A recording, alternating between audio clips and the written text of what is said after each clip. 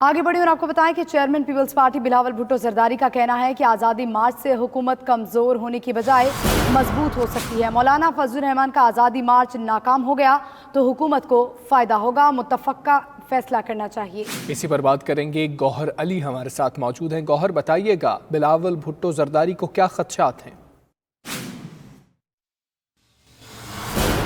سیاست ایک بار پھر داخلی انتشار کا شکار ہو گئی ہے۔